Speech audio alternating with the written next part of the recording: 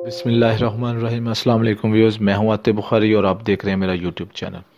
आज अकाउंटिंग का second lecture जिसमें हम देखेंगे अकाउंटिंग प्रिंसिपल्स के मुतल्लिक। जी, अकाउंटिंग प्रिंसिपल है क्या चीज़, आइए देखते हैं। सबसे पहले अकाउंटिंग प्रिंसिपल्स की अगर हम बात करेंगे, वो फ्रेमवर्क है। ये हमारे पास वो स्टैंडर्ड्स हैं जो कि ऑल ओवर द वर्ल्ड, पूरे यूनिवर्स के अंदर या पूरी दुनिया में एक जैसे रूल्स हैं, एक जैसे स्टैंडर्ड्स हैं जिनको फॉलो किया जाता है। उन्हें हम अकाउंटिंग प्रिंसिपल्स का नाम देते हैं और इसको दो हिस्सों में डिवाइड किया गया है। सबसे पहले अकाउंटिंग कॉन्सेप्ट्स और अकाउंटिंग कन्वेंशंस हैं। जी, दो हिस्सों में डिवाइड किया गया, अकाउंटिंग कॉन्सेप्ट्स और अकाउंटिंग कन्वेंशन। सबसे पहले अकाउंटिंग कॉन्सेप्ट्स को देखते हैं। ये क्या है accounting concepts? Accounting concepts basically वो कंडीशंस हैं जिनकी बुनियाद अकाउंटिंग है। बेसिकली भाई, अकाउंटिंग कॉन्सेप्ट्स जिनकी बुनियाद पे अकाउंटिंग की तमाम ट्रांजैक्शन या लेन देन देखा जाता है, वो आपके पास अकाउंटिंग कॉन्सेप्ट्स कहलाते हैं। अकाउंटिंग कॉन्सेप्ट्स में क्या क्या चीज़ें आती हैं, आइए उनको ज़रा डिटेल में डिस्कस करते हैं। सबसे पहले गोइंग कंसर्न। गोइंग कंसर्न क्या है? It means that business will be continue for indefinite period of time. ये एज्यूम किया जाता है कि कारोबार हमेशा चलता रहेगा, कभी बंद नहीं होगा। मसलन हम नेस्ले की बात करें, 100 साल पहले इसकी बुनियाद रखी गई, यार आज भी चल रहा है, आज भी इस वक्त भी वो चल रहा है। वजह क्या है भाई? अज्यूम ये किया जाता है कि कारोबार हमेशा चलता रहेगा, कभी बंद नहीं होगा। जो बनाने वाला है वो बेशक उसकी डेथ हो जाए, लेकिन ये कारोबार चलता रहेगा। इसका फ्रेमवर्क कुछ ऐसा होता है। जी, सेकंड पॉइंट है सेपरेट एंटिटी। याद रखिएगा, बिजनेस अलग चीज होती है और जो ऑनर मालिक होता है वो अलग चीज होती है। मींस दोनों को सेपरेट रखा गया। मालिक और कारोबार दो अलग अलग चीजें हैं, ये एक चीज नहीं है। हमें नेस्ले के मालिक का नहीं पता, लेकिन हम नेस्ले को जानते हैं। नेस्ले बैंक से लोन भी लेते, अब ये नेस्ले कंपनी बैंक से लोन भी लेती है और दूसरों को, लोगों को चीजें फरोख्त भी करती है। ये अपने नाम पे, कंपनी के नाम पे ये सारा कुछ किया जाता है। मालिक और बिजनेस दो अलग अलग चीजें हैं, ये एक चीज नहीं है। Third point, money measurement concept बड़ा अहम है जी। कारोबार के अंदर मनी मेजरमेंट कॉन्सेप्ट मींस कि जितनी भी इंफॉर्मेशन है, जितनी भी मालूमात है, किसकी? मॉनेटरी ट्रांजैक्शंस की। मींस ऐसी ट्रांजैक्शन जिनके अंदर पैसे का अमल दखल है, उसका लाजमी तौर पे इंदराज किया जाएगा। मींस कारोबार के अंदर हर चीज़ को पैसे के अंदर तोला जाएगा। कारोबार के अंदर हर काम को, हर ट्रांजैक्शन जो कुछ भी होगा उसके बदले में पैसा देखा जाएगा। जितनी भी पैसे की ट्रांजैक्शन होगी उनको हमने रिकॉर्ड करना है। अगर हम बात कहें कि अकाउंटिंग, बेटे कहीं पे भी अकाउंटिंग पॉसिबल है ही नहीं जहां पे पैसा इन्वॉल्व नहीं होता। अगर हम ये कहें no accounting is possible without without the money measurement, ठीक है, तो ये गलत नहीं है। अकाउंटिंग सिर्फ उन चीजों को देखती है जहां पे पैसे का ताल्लुक है, इसके अलावा और कुछ नहीं। जहां जहां पे पैसे का जिक्र आएगा वहां वहां अकाउंटिंग की ट्रांजैक्शन का रिकॉर्ड किया जाएगा। नेक्स्ट है जी डुअल एस्पेक्ट। डुअल एस्पेक्ट में क्या है कि यहाँ पे ट्रांजैक्शन के अंदर कुछ लेन देन का मामला होगा, कुछ दिया जाएगा और कुछ लिया जाएगा। लेन देन, टू गिव और गेट समथिंग। तो इस तनाजुर में देखा जाएगा, एक चीज़ डेबिट होगी और एक चीज़ क्रेडिट होगी। डेफिनेटली एक चीज़ डेबिट और एक चीज़ क्रेडिट होगी। मीन्स अगर आप कोई चीज़ खरीदते हैं तो आपके पास वो चीज़ आ रही है और उसके बदले में आपसे कैश जा रहा है, आपने उसे क्या कैश दिया, तो एक चीज़ डेबिट होगी और एक चीज़ क्रेडिट होगी। तो ये डुअल एस्पेक्ट, जब भी कोई भी ट्रांजैक्शन होगी उसके बदले में दो इफेक्ट ज़रूर होंगे, एक चीज़ डेबिट होगी और एक चीज़ क्रेडिट होगी। वो हम आगे जाके इंशाल्लाह डिटेल में डिस्कस करेंगे कि ये जर्नल एंट्री डेबिट कैसे होता है, क्रेडिट कैसे होता है, वो वहाँ पे डिटेल में देखेंगे।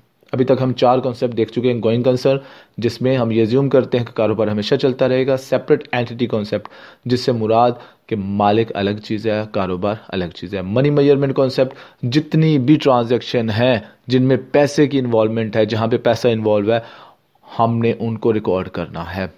बिजनेस का ताल्लुक सिर्फ पैसे के साथ है। डुअल एस्पेक्ट, जब भी अकाउंटिंग के अंदर कोई ट्रांजैक्शन होगी तो एक चीज़ डेबिट होगी और एक चीज़ क्रेडिट होगी। जी, नेक्स्ट है हमारे पास अकाउंटिंग पीरियड। अकाउंटिंग पीरियड क्या है बेसिकली? अकाउंटिंग पीरियड मीन्स के एक ख़ास अरसा,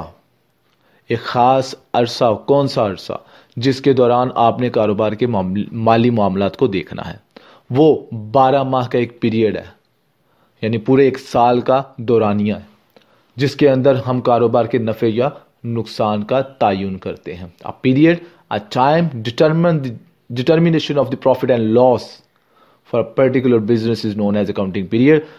ये आमतौर पे 12 महीने का एक साल होता है। अकाउंटिंग पीरियड ये वो अरसा जिसके दौरान हमने कारोबार के नफ़ा या नुकसान और माली मामलात को देखना होता है और दूसरे गोशवारे बनाने होते हैं, वो अकाउंटिंग पीरियड कहलाएगा। ये एक पर्टिकुलर पीरियड हो सकता है जो आमतौर पे 12 महीने का होता है, यानी पूरे एक साल का होता है। ये जनवरी से दिसंबर तक भी चलता है, ये जुलाई से जून तक भी चलता है, ये डिपेंड करता है हमारे कारोबार के ऊपर।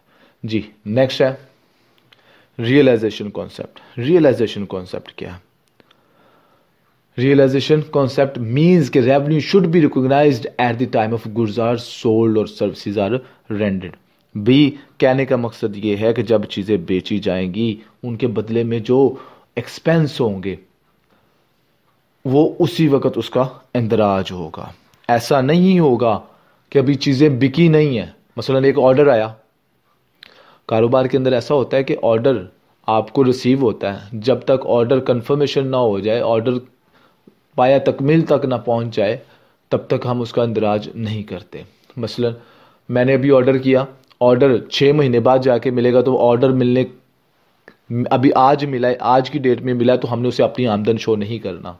जब चीज़ें बिकेंगी, जब सर्विसेज दी जाएंगी, जब चीज़ें मुंतकिल करती जाएंगी, तो वो क्या कहलाएगा आपके पास, उस वक्त आप उसको अपनी आमदन या इनकम शो करवा सकते हैं। ये रियलाइजेशन कॉन्सेप्ट कहलाता है। Matching concept. मैचिंग कॉन्सेप्ट है क्या? ये एक रिलेशन है, किसका? एक्सपेंसेस और रेवेन्यू का आपस में रिलेशन है। भाई जितने भी एक्सपेंसेस होते हैं वो इंकर होते हैं, क्यों?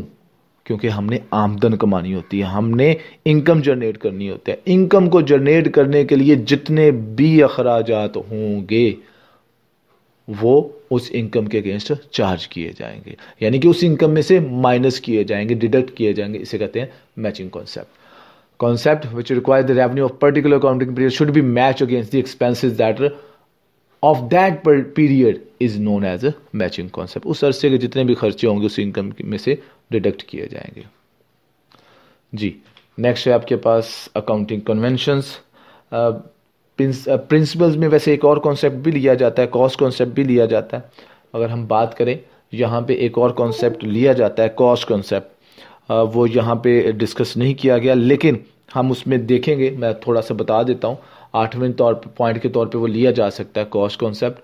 उसमें ये होता है कि आप अपनी पूरे एक पर्टिकुलर पीरियड की कॉस्ट को भी एग्जामिन करते हैं, आप अपने एसेट्स, लाइबिलिटीज़ और इसके अलावा जो भी आप चीज़ें प्रोड्यूस कर रहे हैं उनकी कॉस्ट की कैलकुलेशन भी करते हैं। ये कल हमने इसके ऊपर पहले लेक्चर के अंदर थोड़ा सा देखा था, कॉस्ट अकाउंटिंग होती क्या चीज़ है। जी आइए नेक्स्ट है हमारे पास अकाउंटिंग कन्वेंशन, इसका सेकेंड पार्ट। अकाउंटिंग कन्वेंशन होते क्या है? कंजर्वेटिज्म बेसिकली है क्या चीज? कहता है ये क्या है? अकाउंटेंट है जो एंटिसिपेट करते हैं no profit but provide all possible losses. क्या मतलब ये कि भाई जो अकाउंटेंट होगा वो कहेगा मुझे नफा हो या ना हो कोई फर्क नहीं पड़ता, लेकिन मैंने तमाम एक्सपेंसेस का तखमीना लगाना है, यानी अपने आप को महफूज रखना है। मतलब मैं एक छोटी सी एग्जांपल देता हूं, मैंने 1 लाख की चीजें फरोख्त की, क्या मुझे 1 लाख रुपया मिल जाएगा?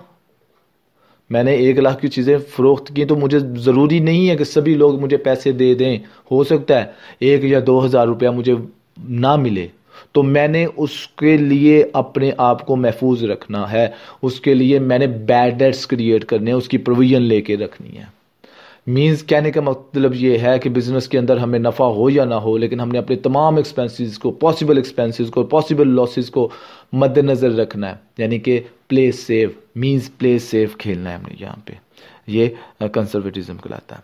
नेक्स्ट जी हमारे पास full disclosure, second point full disclosure. इससे क्या मुराद है? इससे मुराद है हमारे पास जितने भी इंफॉर्मेशन है profit and loss, balance sheet, financial के हवाले से, फाइनेंस के हवाले से, कैश फ्लो के हवाले से, रेशियोज के हवाले से, वो हमने तमाम की तमाम इंफॉर्मेशन प्रोवाइड करनी है किनको, अपने ऑनर्स को, क्रेडिटर्स को, हमने डेटर्स को, जो भी कंपनी के साथ जुड़े हुए लोग हैं उन तक तमाम की तमाम इंफॉर्मेशन पहुंचानी है।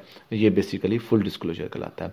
अपने कस्टमर्स को, अपने क्रेडिटर्स को, अपने वेंडर्स को, बैंक जिनसे हम पैसा उधार लेते हैं, अपने मालिक जो हमारे कारोबार को ऑनर्स हैं उनको, ये हम सारी की सारी मालूमात प्रोवाइड करेंगे।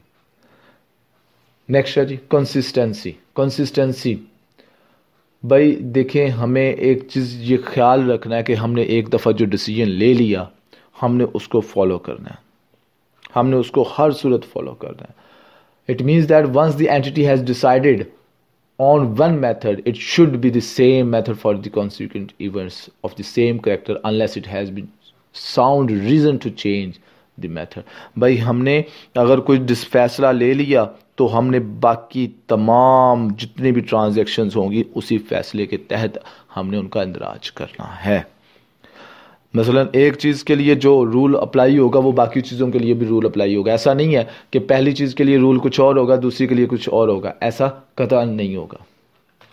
4 स्टेप अकाउंटिंग कन्वेंशंस के अंदर हमारे पास 4 स्टेप है कि accountant, it means that accountant will ignore other accounting principle with respect of item that are not material. मसलन ऐसी चीज़ें, ऐसे डिसीजंस, इसमें अकाउंटेंट के ऊपर ये डिपेंड करता है कि कुछ चीज़ें जो अवेलेबल नहीं है, जिनका रिकॉर्ड अवेलेबल नहीं है, वो अगर उन्हें चाहे तो वो इग्नोर कर सकता है।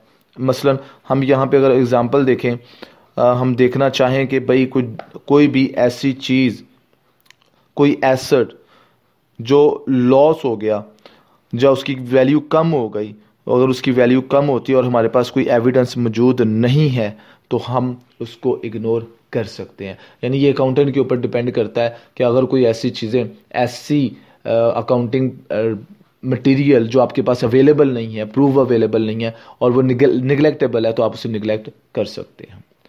जी, ये अकाउंटिंग कॉन्सेप्ट्स और कन्वेंशंस थी। ये सेकंड लेक्चर यहाँ पे ख़त्म हुआ। अगर किसी को कोई मसला हो वो मुझे व्हाट्सएप भी कर सकता है और इसमें कमेंट करके पूछ भी सकता है। Thank you very much. अल्लाह हाफिज़। अस्सलाम वालेकुम।